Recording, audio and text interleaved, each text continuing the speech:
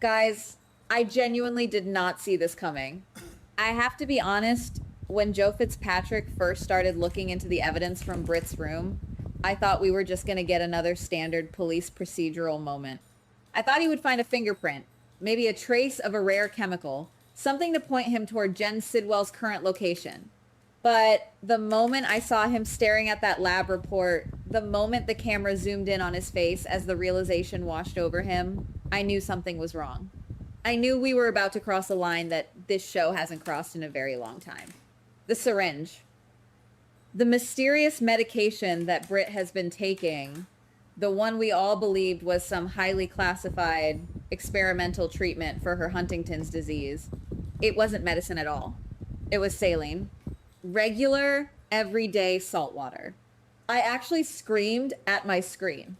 I genuinely wasn't expecting that. I keep thinking about what this actually means, and it is making my stomach turn. For years, we have watched Britt Westbourne carry the crushing, suffocating weight of a Huntington's disease diagnosis. We watched her cry. We watched her push people away. We watched her make reckless, heartbreaking decisions because she believed she was living on borrowed time. She believed her brain was slowly deteriorating, that her body was going to betray her in the most horrific way possible. And now Joe Fitzpatrick has just uncovered the most sickening truth I think we have ever seen on this show. Britt never had Huntington's at all. The entire thing was a manufactured lie. Ross Cullum and Jen Sidwell faked her test results, manipulated her medical records, and have been injecting her with nothing but salt water to keep her docile, terrified, and under their absolute control. That changed everything. I wasn't ready for that. I really wasn't. When you look back at the history of this character, Britt has been through so much trauma. She has fought so hard to find a shred of happiness, and this diagnosis was the ultimate tragedy that hovered over her like a dark cloud. To realize that her suffering, her sleepless nights, her tearful goodbyes, all of it was orchestrated by two absolute monsters who wanted to use her as a pawn, it makes me sick. It makes me viscerally angry on behalf of a fictional character. Ross Cullum isn't just a corrupt WSB director. He is a psychological sadist.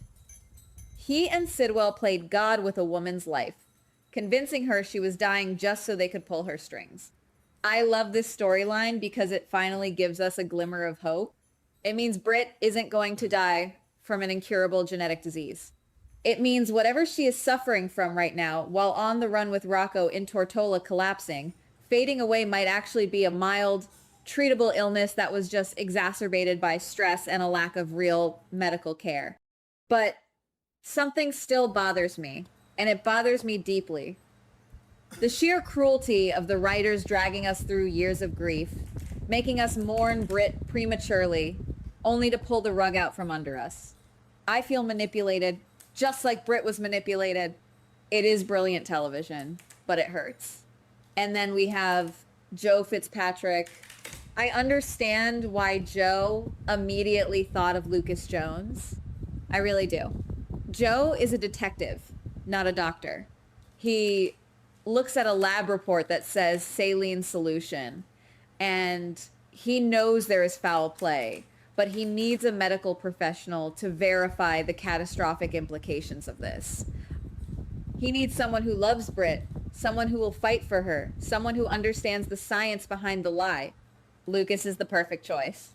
But I still think that was a mistake for Joe to act so openly. Joe knows who Ross Cullum is. He knows Cullum is a double agent, a man who operates in the darkest shadows of the WSB. You do not just casually carry around evidence that could dismantle a multinational intelligence conspiracy without watching your back. Maybe I'm being unfair, but Joe is being reckless. Cullum is not the kind of villain who leaves loose ends. He is a shark. The second Cullum realizes that Joe has traced the saline back to his grand deception, Joe's life is forfeit. Cullum's entire empire, his partnership with Sidwell, his years of meticulously crafted lies, all of it collapses the moment a legitimate doctor like Lucas gets his hands on those lab results and demands a new blood test for Britt. Cullum knows this. And that is why I am terrified for Joe right now. Part of me wants to believe that Joe is going to outsmart Cullum. I want to believe that he has a backup plan, that he already sent an encrypted email to Dante or Anna Devane. I want Joe to be the hero who kicks down the door and exposes Cullum to the world. Another part of me thinks Joe is already a dead man walking. I honestly can't decide what outcome I am bracing for, but the pit in my stomach tells me that Joe is not going to make it to that meeting with Lucas. The show is setting up a tragedy, and we are all just passengers on this runaway train. I can't help feeling that we are about to witness one of the darkest turns in recent General Hospital history. Picture this. Joe doesn't show up to meet Lucas.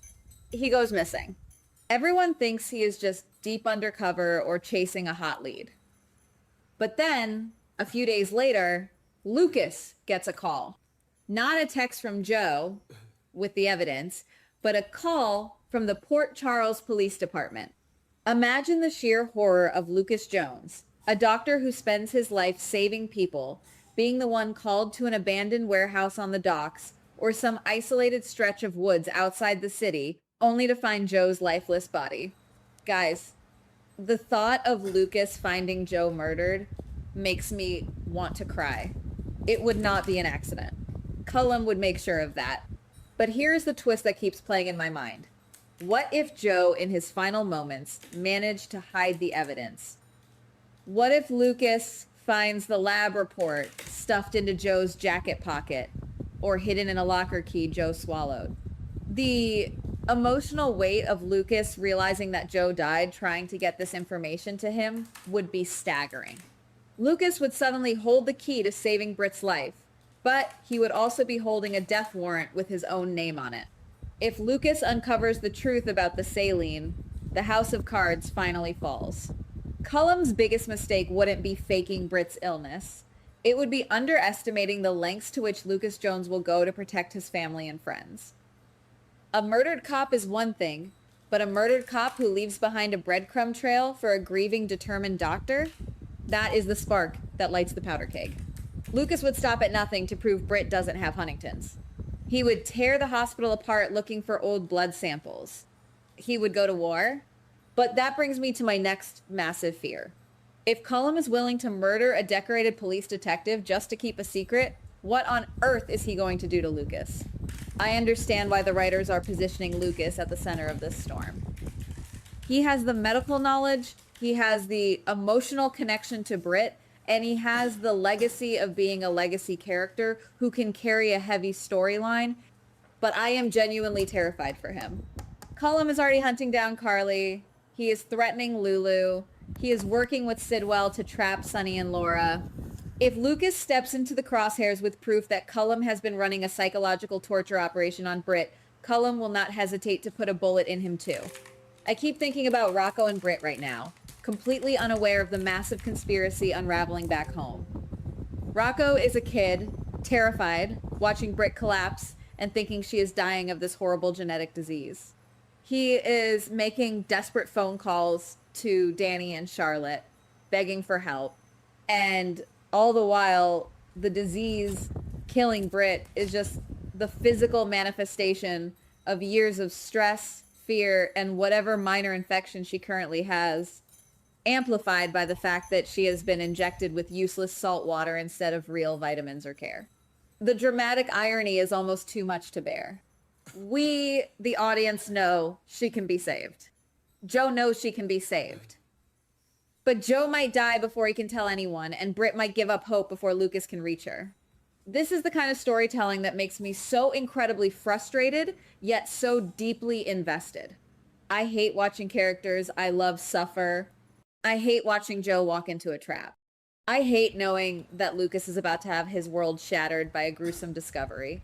But at the same time, this is soap opera gold. The stakes have never been higher. The villain is truly terrifying because his weapon isn't just a gun, it is medical manipulation. It is the theft of a person's peace of mind. I have to admit, I am completely torn on how I want this to play out. On one hand, I want Joe to survive. I want him to burst into Lucas's office, slam the file on the desk, and say, "We have them." I want the satisfying immediate takedown of Ross Cullum. But, on the other hand, the angst-loving fan in me knows that a tragic death elevates the story. If Joe dies, his death becomes the catalyst for the ultimate revenge arc. It forces Lucas out of the hospital and into the gritty, dangerous world of Port Charles mob and espionage politics. It merges the medical drama with the spy thriller in a way that only General Hospital can pull off. Maybe it's just me, but I feel like we are standing on the edge of a cliff with this storyline. Every single character is interconnected in this web of lies. You have Dante and Lulu chasing after Rocco, blindly walking into Cullum's line of sight. You have Cassius Phazon trying to protect his sister Britt, completely unaware that her entire illness is a fabrication. You have Sonny and Laura walking into Sidwell's trap, and right in the middle of it all, holding the one piece of paper that could bring the whole conspiracy crashing down, is Joe Fitzpatrick. If you ask me, the next few episodes are going to be a bloodbath. Cullum is backed into a corner. He knows that Valentine has gone to Geneva to expose him to Z. He knows that his time is running out. A desperate villain is a deadly villain. He will kill Joe to buy himself time. He will target Lucas to bury the medical evidence. He will do whatever it takes to maintain his illusion of control. And I am just sitting here, gripping the edge of my seat, praying that someone, anyone, figures it out before another life is lost. I can't be the only one losing my mind over the saline twist. The psychological implications for Britt when she finally finds out, how do you ever trust a doctor again?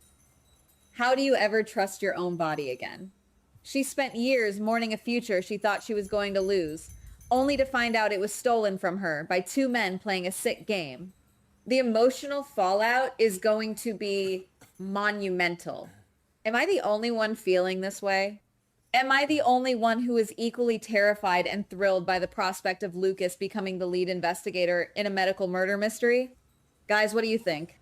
Do you think Joe is going to make it out of this alive, or is he destined to be the tragic casualty that pushes Lucas over the edge? And if Lucas does find the body and the evidence, do you think he can outsmart Cullum, or is he just painting a giant target on his own back? Drop your thoughts, your theories, and your emotional support down in the comments, because I am going to be reading every single one of them. We need to stick together through this, because General Hospital is not pulling any punches right now. Goodbye. Please like, subscribe, and comment on the GH Spoilers Daily channel.